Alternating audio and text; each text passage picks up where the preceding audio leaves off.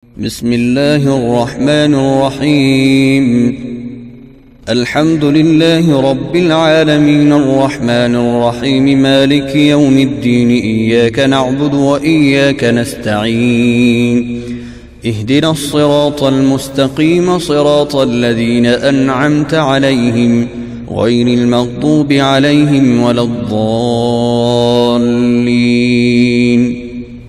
بسم الله الرحمن الرحيم. ألف لام ميم. ذلك الكتاب لا ريب فيه هدى للمتقين الذين يؤمنون بالغيب ويقيمون الصلاة ومما رزقناهم ينفقون والذين يؤمنون بما أنزل إليك وما أنزل من قبلك وبالآخرة هم يوقنون. أولئك على هدى من ربهم وأولئك هم المفلحون. إن الذين كفروا سواء عليهم أأنذرتهم أم لم تنذرهم لا يؤمنون. ختم الله على قلوبهم وعلى سمعهم وعلى أبصارهم غشاوة ولهم عذاب عظيم. ومن الناس من يقول آمنا بالله وباليوم الآخر وما هم بمؤمنين. يخادعون الله والذين آمنوا وما يخدعون إلا أنفسهم وما يشعرون. في قلوبهم مرض فزادهم الله مرضا ولهم عذاب أليم بما كانوا يكذبون. وإذا قيل لهم لا تفسدوا في الأرض قالوا إنما نحن مصلحون ألا إنهم هم المفسدون ولكن لا يشعرون. وإذا قيل لهم آمنوا كما آمن الناس قالوا أنؤمن كما آمن السفهاء ألا إنهم هم السفهاء ولكن لا يعلمون. وإذا لقوا الذين آمنوا قالوا آمنا وإذا خلوا إلى شياطينهم قالوا إنا معكم إنما نحن مستهزئون. الله يستهزئ بهم ويمدهم في طغيانهم يعمهون. أولئك الذين اشتروا الضلالة بالهدى فما ربحت تجارتهم وما كانوا مهتدين. مثلهم كمثل الذي استوقد نارا فلما أضاءت ما حوله ذهب الله بنورهم وتركهم في ظلمات لا يبصرون. صم بكم عمي فهم لا يرجعون. أو كصيب من السماء فيه ظلمات ورعد وبرق يجعلون أصابعهم في آذانهم من الصواعق حذر الموت والله محيط بالكافرين. يكاد البرق يخطف أبصارهم كلما أضاء لهم مشوا فيه وإذا أظلم عليهم قاموا ولو شاء الله لذهب بسمعهم وأبصارهم إن الله على كل شيء قدير. يا أيها الناس اعبدوا ربكم الذي خلقكم والذين من قبلكم لعلكم تتقون. الذي جعل لكم الأرض فراشا والسماء بناء وأنزل من السماء ماء فأخرج به من الثمرات رزقا لكم فلا تجعلوا لله أندادا وأنتم تعلمون. وإن كنتم في ريب مما نزلنا على عبدنا فأتوا بسورة من مثله ودعوا شهداءكم من دون الله إن كنتم صادقين. فإن لم تفعلوا ولن تفعلوا فاتقوا النار التي وقودها الناس والحجارة أعدت للكافرين. وبشر الذين آمنوا وعملوا الصالحات أن لهم جنات تجري من تحتها الأنهار كلما رزقوا منها من ثمرة رزقا قالوا هذا الذي رزقنا من قبل وأتوا به متشابها ولهم فيها أزواج مطهرة وهم فيها خالدون. إن الله لا يستحيي أن يضرب مثلا ما بعوضة فما فوقها فأما الذين آمنوا فيعلمون أنه الحق من ربهم وأما الذين كفروا فيقولون ماذا أراد الله بهذا مثلا يضل به كثيرا ويهدي به كثيرا وما يضل به إلا الفاسقين الذين ينقضون عهد الله من بعد ميثاقه ويقطعون ما أمر الله به أن يوصل ويفسدون في الأرض أولئك هم الخاسرون كيف تكفرون بالله وكنتم أمواتا فأحياكم ثم يميتكم ثم يحييكم ثم إليه ترجعون هو الذي خلق لكم ما في الأرض جميعا ثم استوى إلى السماء فسواهن 7 سماوات وهو بكل شيء عليم وإذ قال ربك للملائكة إني جاعل في الأرض خليفة قالوا أتجعل فيها من يفسد فيها ويسفك الدماء ونحن نسبح بحمدك ونقدس لك قال إني أعلم ما لا تعلمون وعلم آدم الأسماء كلها ثم عرضهم على الملائكة فقال أنبئوني بأسماء هؤلاء إن كنتم صادقين قالوا سبحانك لا علم لنا إلا ما علمتنا إنك أنت العليم الحكيم قال يا آدم أنبئهم بأسمائهم فلما أنبأهم بأسمائهم قال ألم أقل لكم إني أعلم غيب السماوات والأرض وأعلم ما تبدون وما كنتم تكتمون وإذ قلنا للملائكة اسجدوا لآدم فسجدوا إلا إبليس أبى واستكبر وكان من الكافرين وقلنا يا آدم اسكن أنت وزوجك الجنة وكلا منها رغدا حيث شئتما ولا تقربا هذه الشجرة فتكونا من الظالمين فأزلهما الشيطان عنها فأخرجهما مما كانا فيه وقلنا اهبطوا بعضكم لبعض عدو ولكم في الأرض مستقر ومتاع إلى حين فتلقى آدم من ربه كلمات فتاب عليه إنه هو التواب الرحيم قلنا اهبطوا منها جميعا فإما يأتينكم مني هدى فمن تبع هداي فلا خوف عليهم ولا هم يحزنون والذين كفروا وكذبوا بآياتنا أولئك أصحاب النار هم فيها خالدون يا بني إسرائيل اذكروا نعمتي التي أنعمت عليكم وأوفوا بعهدي أوف بعهدكم وإياي فارهبون وآمنوا بما أنزلت مصدقا لما معكم ولا تكونوا أول كافر به ولا تشتروا بآياتي ثمنا قليلا وإياي فاتقون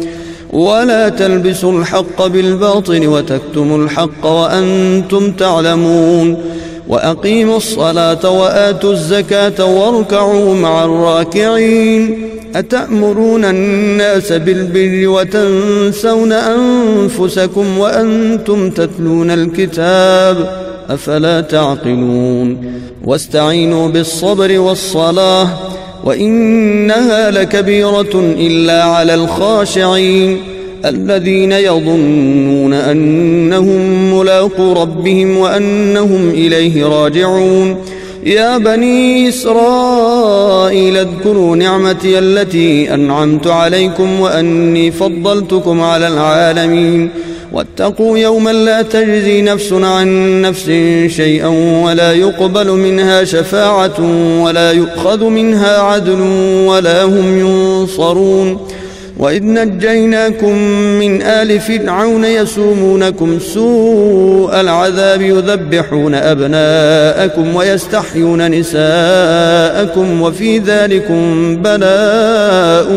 من ربكم عظيم وإذ فرقنا بكم البحر فأنجيناكم وأغرقنا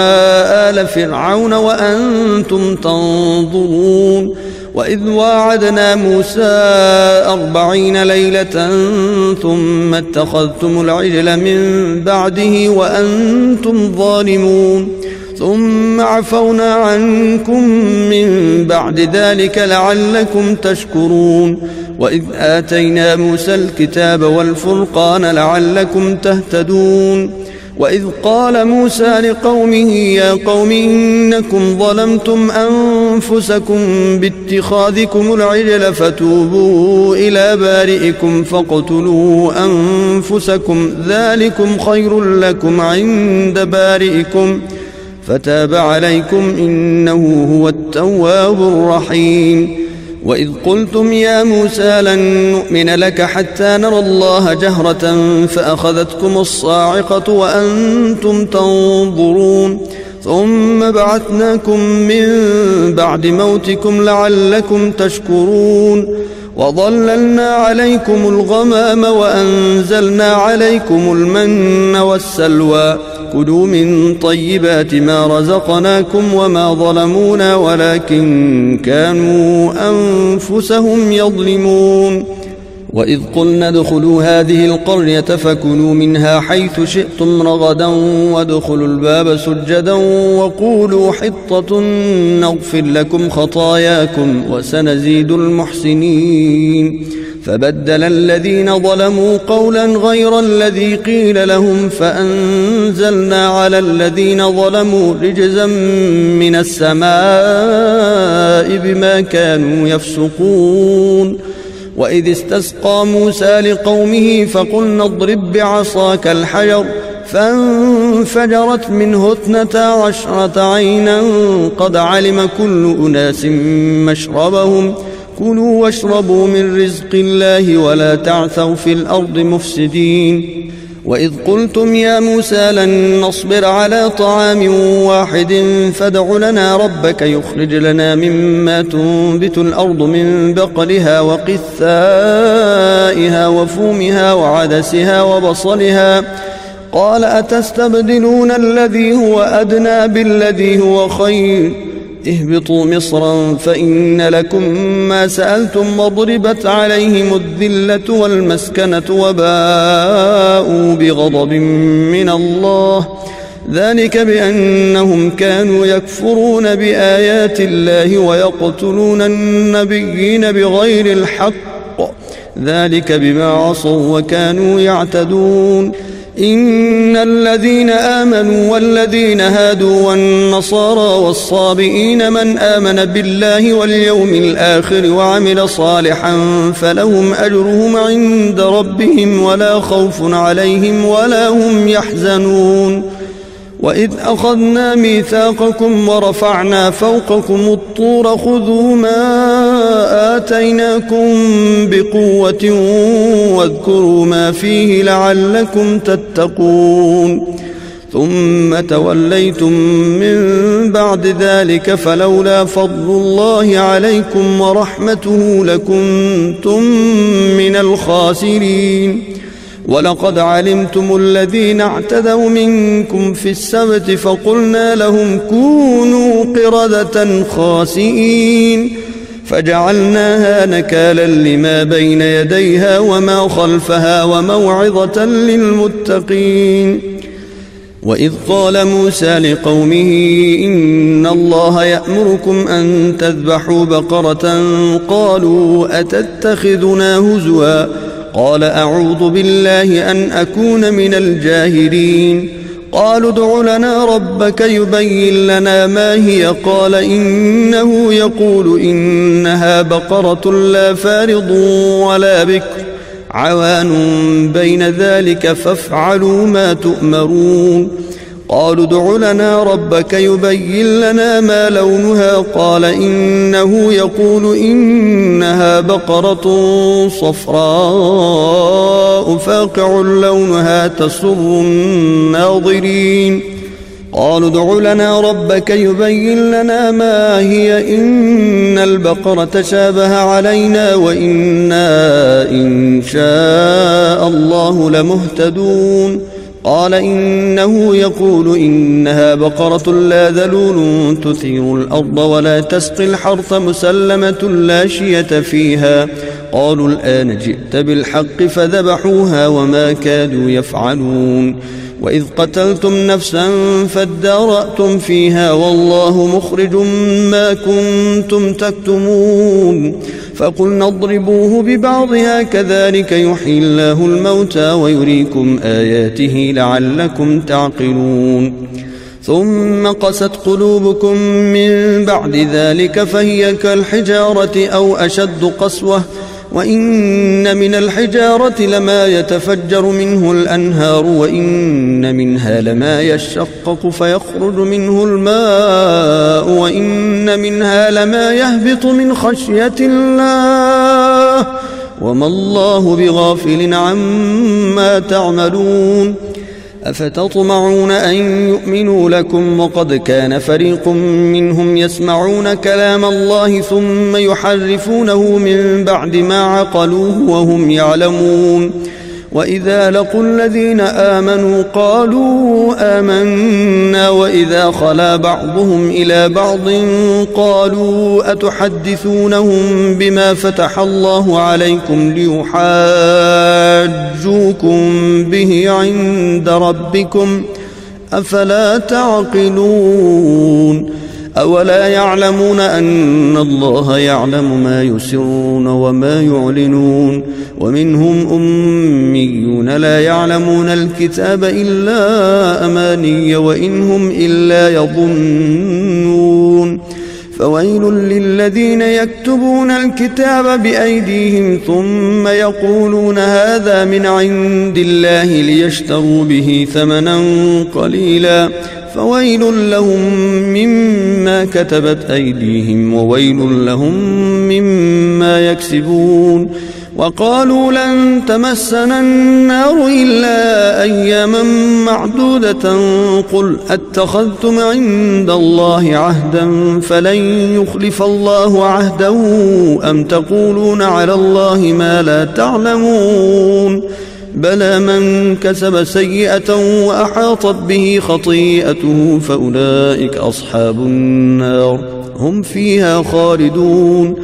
والذين آمنوا وعملوا الصالحات أولئك أصحاب الجنة هم فيها خالدون وإذ أخذنا ميثاق بني إسرائيل لا تعبدون إلا الله وبالوالدين إحسانا وذي القربى واليتامى والمساكين وقولوا للناس حسنا وأقيموا الصلاة وآتوا الزكاة ثم توليتم إلا قليلا منكم وأنتم معرضون وإذ أخذنا ميثاقكم لا تسفكون دماءكم ولا تخرجون أنفسكم من دياركم ثم أقررتم وأنتم تشهدون ثم أنتم هؤلاء تقتلون أنفسكم وتخرجون فريقا منكم من ديارهم تظاهرون عليهم بالإثم والعدوان وإن يأتوكم أسارى تفادوهم وهو محرم عليكم إخراجهم أفتؤمنون ببعض الكتاب وتكفرون ببعض فما جزاء من يفعل ذلك منكم إلا خزي في الحياة الدنيا ويوم القيامة يردون إلى أشد العذاب وما الله بغافل عما تعملون أولئك الذين اشتروا الحياة الدنيا بالآخرة فلا يخفف عنهم العذاب ولا هم ينصرون ولقد آتينا موسى الكتاب وقفينا من بعده بالرسل وآتينا عيسى ابن مريم البينات وأيدناه بروح القدس أفكلما جاءكم رسول بما لا تهوى أنفسكم استكبرتم ففريقا كذبتم وفريقا تقتلون وقالوا قلوبنا غلف بل لعنهم الله بكفرهم فقليلا ما يؤمنون ولما جاءهم كتاب من عند الله مصدق لما معهم وكانوا من قبل يستفتحون على الذين كفروا فلما جاءهم ما عرفوا كفروا به فلعنة الله على الكافرين بئس ما اشتروا به أنفسهم أن يكفروا بما أنزل الله بغيا أن ينزل الله من فضله على من يشاء من عباده فباءوا بغضب على غضب وللكافرين عذاب مهين وإذا قيل لهم آمنوا بما أنزل الله قالوا نؤمن بما أنزل علينا ويكفرون بما وراءه وهو الحق مصدقا لما معهم قل فلم تقتلون أنبياء الله من قبل إن كنتم مؤمنين ولقد جاءكم موسى بالبينات ثم اتخذتم العجل من بعده وأنتم ظالمون وإذ أخذنا ميثاقكم ورفعنا فوقكم الطور خذوا ما آتيناكم بقوة واسمعوا قالوا سمعنا وعصينا وأشربوا في قلوبهم العجل بكفرهم قل بئس ما يأمركم به إيمانكم إن كنتم مؤمنين قل إن كانت لكم الدار الآخرة عند الله خالصة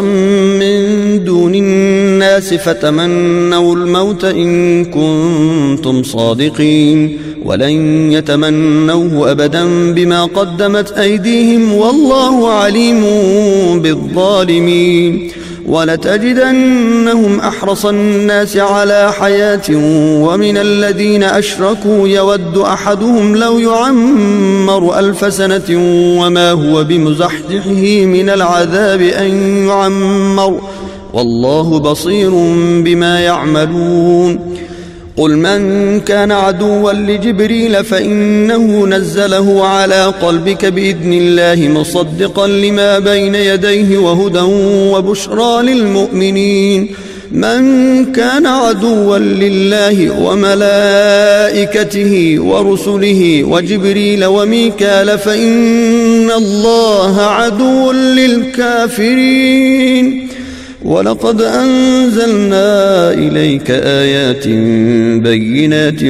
وما يكفر بها إلا الفاسقون أو كلما عاهدوا عهدا نبذه فريق منهم بل أكثرهم لا يؤمنون ولما جاءهم رسول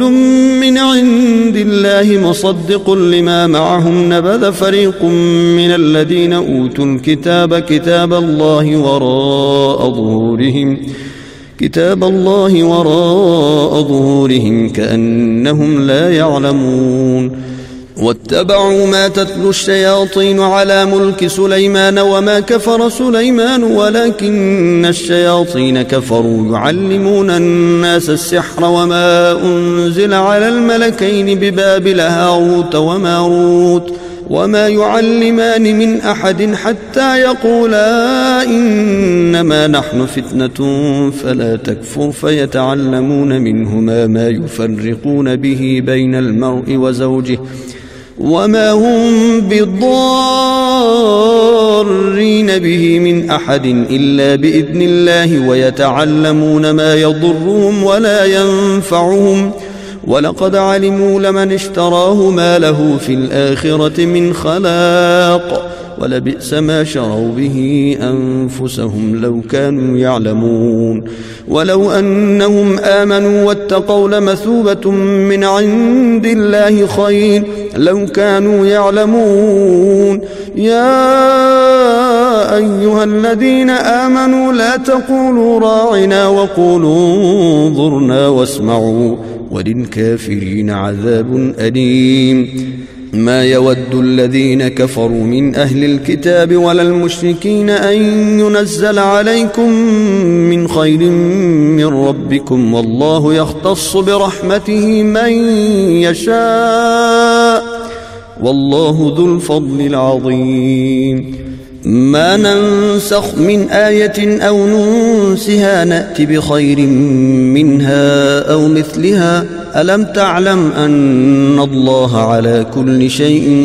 قدير ألم تعلم أن الله له ملك السماوات والأرض وما لكم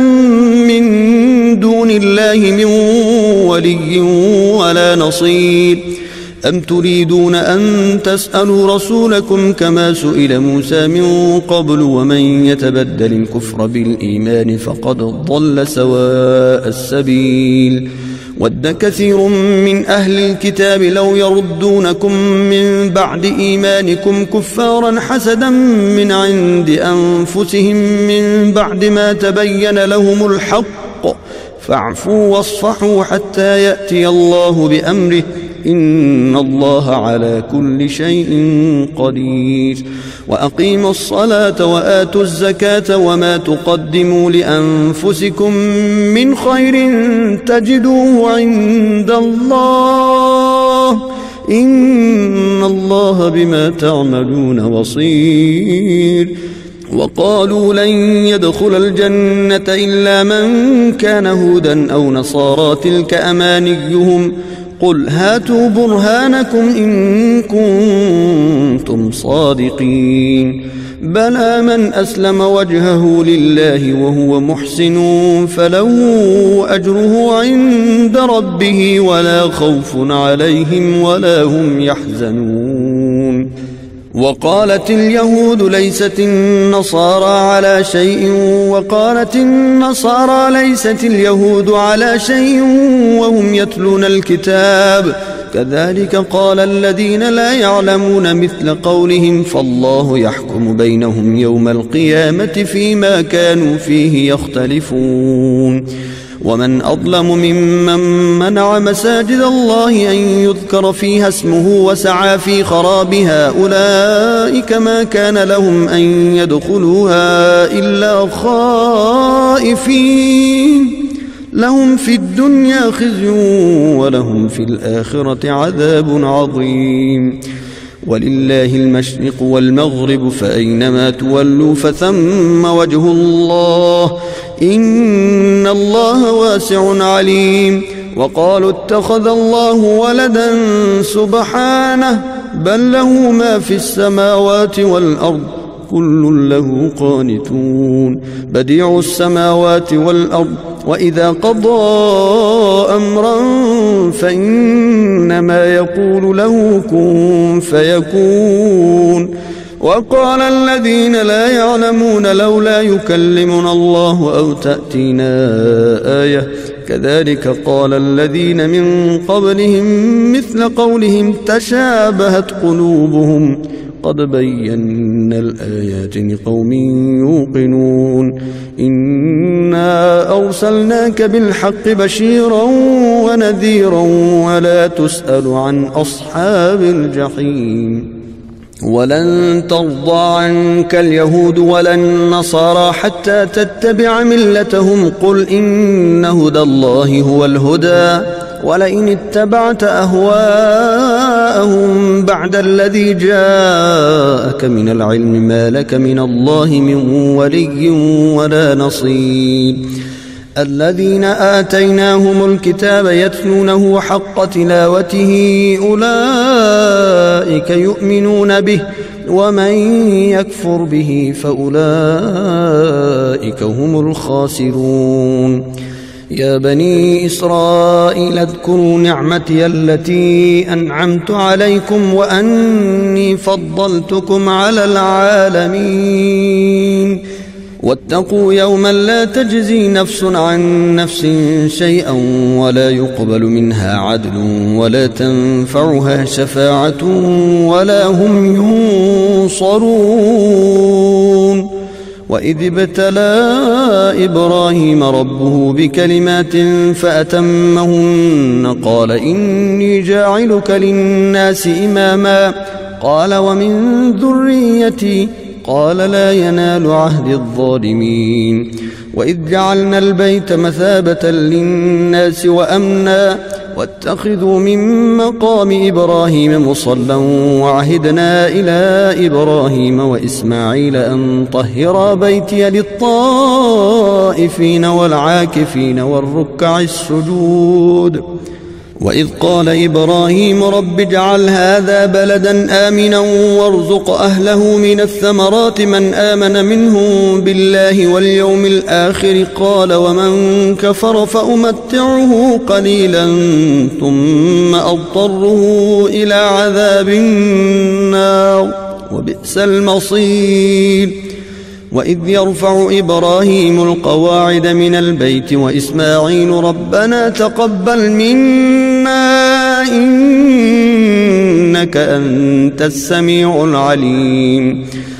إنك أنت السميع العليم ربنا وجعلنا مسلمين لك ومن ذريتنا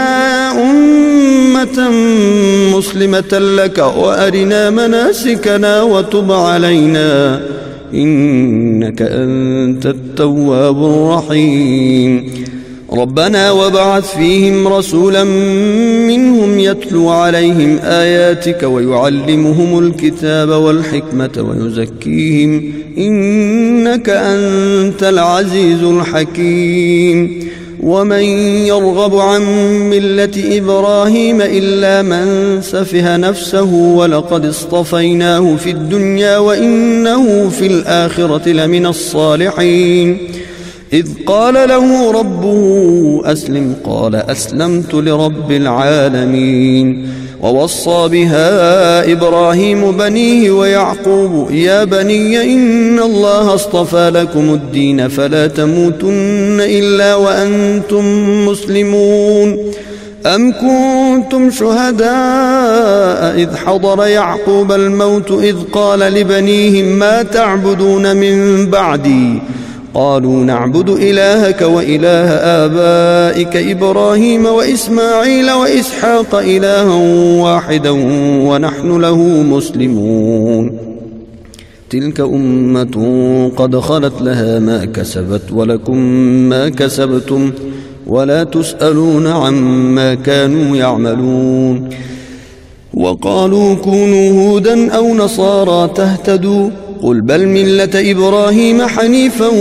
وما كان من المشركين قولوا آمنا بالله وما أنزل إلينا وما أنزل إلى إبراهيم وإسماعيل وإسحاق ويعقوب والأسباط وما أوتي موسى وعيسى وما أوتي النبيون من ربهم لا نفرق بين أحد منهم ونحن له مسلمون فإن آمنوا بمثل ما آمنتم به فقد اهتدوا وإن تولوا فإنما هم في شقاق فسيكفيكهم الله وهو السميع العليم صبغة الله ومن أحسن من الله صبغة ونحن له عابدون قل أتحاجوننا في الله وهو ربنا وربكم ولنا أعمالنا ولكم أعمالكم ونحن له مخلصون أم تقولون إن إبراهيم وإسماعيل وإسحاق ويعقوب والأسباط كانوا هودا أو نصارى قل أأنتم أعلم أم الله ومن أظلم ممن كتم شهادة عنده من الله وما الله بغافل عما تعملون تلك أمة قد خلت لها ما كسبت ولكم ما كسبتم ولا تسألون عما كانوا يعملون